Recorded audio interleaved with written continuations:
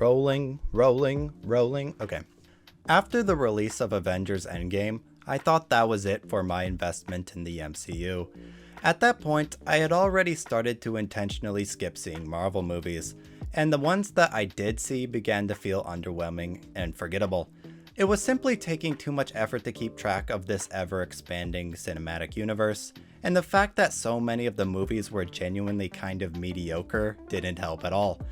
That and the announcement that Marvel was going to start doing TV shows convinced me that I didn't want to trudge through countless hours of Marvel tier bland content just to keep up, so I thought Endgame was a good place to stop. And for a while, my feelings were validated. I didn't watch Spider-Man Far From Home when it was initially released, but my older brother eventually convinced me to see it with him, and I thought it was just okay. Not anything worth remaining invested in the MCU to see, in my opinion, though. I skipped WandaVision when it came out, and my brother again convinced me to see The Falcon and the Winter Soldier, and while I thought it was good when I first saw it, upon months of reflection, my opinion of it has only soured. I went to see Black Widow with my mom, and again I had the same experience. I liked it at first, but upon reflecting on it for a bit, I realized that the plot and character writing in that movie was rather weak. So for a while it seemed like my distancing from the MCU was a good idea. Maybe I'll continue to see these movies, but I just won't actually care about them anymore. Well, Shang-Chi and the Legend of the Ten Rings has reversed this trend. I'll just say this right now, if you're like me and you have grown tired of seeing MCU movies, give Shang-Chi a try. You'll probably really like it. This movie is genuinely just really cool. Where a lot of previous MCU movies have felt cookie cutter and samey, Shang-Chi is actually unique in that it's an embrace of the fantasy genre, which is anew for the MCU and not like it's just relying on decades of established formulas used for creating a standard superhero story. I guess the first place I should start is with the villain. The Mandarin is played by Tony Leung, and he is one of the best Marvel villains in a really long time. Unlike how many MCU villains are just bald, rich, white dudes with virtually no character development that exists just to get beat up by the hero, the Mandarin is a compelling character that you can sympathize with. His motivations are relatable and tragic. He simply wants to be reunited with his loved ones, and there's nothing he won't do to get that. He's also just super badass. There's a moment near the start of the film where he takes on an entire army alone, which was super reminiscent of Madara taking on the entire Shinobi Alliance by himself in Naruto Shippuden. In fact, there were quite a few references to classic martial arts movies with Bruce Lee and then anime like Naruto and Dragon Ball, which was really cool.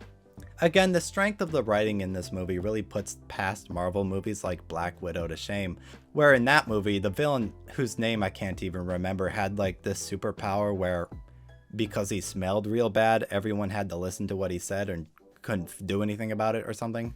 What's funny is he was introduced in the last 30 minutes of that movie, and then he spends about 10 of those minutes monologuing about his super evil plan and then just gets killed instantly afterwards. So in comparison to that, the writing in this movie is really good. Pretty much all of the characters in Shang-Chi were awesome. Awkwafina's role as the funny side character was great. She was funny when she had to be, but also serious and restrained when it was appropriate. Shang-Chi's sister was also really cool, and of course, Shang-Chi was really cool himself. He seems pretty obviously based on Bruce Lee's demeanor, where he never wants to engage in fighting, but when he does, he's like an unstoppable monster. And that leads into what was probably the best part of this movie for me. The fighting scenes and the action choreography was incredible. There were so many cool action set pieces as well, a few of my favorites being the moving bus fight scene and the fight that took place on the scaffolding on the side of a skyscraper, and of course the final action sequence. It's not just that martial arts is new to the MCU which makes these fights so interesting, but the presentation of them is so well conveyed. The camera sits on the fighting, there's no cheap cuts or gimmicky camera shake to hide unconvincing sequences. This is such a step up from the Black Widow, where I felt like all of the fight scenes in that movie were super lazily filmed and had virtually no choreography at all. Overall, I was really impressed with the pacing and plot. This movie covers quite a lot of ground in a short period of time.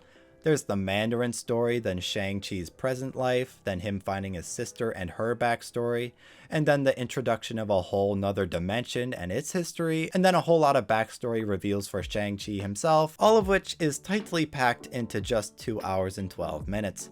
There's so much lore that it borders on being a little too complicated, but considering this movie is the first exposure for general audiences to Shang-Chi and his entire mythos, I think it's an acceptable deal. If I had one complaint, it would be that the horrible Lovecraftian monster at the end of the movie didn't have enough build up before it was revealed. It's basically brought up just minutes before it's released, which means that there wasn't a great amount of tension surrounding its eventual escape. It's also true that the ending battle is a big CG slugfest, which, while it definitely didn't look wholly real, like any practical set or effect would, the CG is pretty top tier even for Marvel standards. I really appreciate real physical sets that actors can interact with, as computer generated effects at the moment just still can't replicate the sense of authenticity that real sets have. And that's pretty much it. I don't want to make this video too long, but there's still a lot more to talk about and it's impossible to fit in a quick review. So I guess in summary, my favorite thing about Shang-Chi and the Legend of the Ten Rings is that despite all of the fantasy elements and grand set pieces, it still feels grounded. The characters feel like real people with everyday struggles, including the main villain, which is something many of the previous MCU movies just lacked. At the beginning of this video, I said that MCU movies had begun to feel repetitive and stale to me. However, I really appreciate the wild and new directions stories like Shang-Chi and WandaVision and Loki especially are taking. They are each so different and creatively inspired. If Marvel keeps going in that direction, and less so in the standard, usual path that Falcon and the Winter Soldier, Far From Home, and Black Widow took, I think the MCU can continue to have a future worth investing in. Thanks for watching this video. Boop!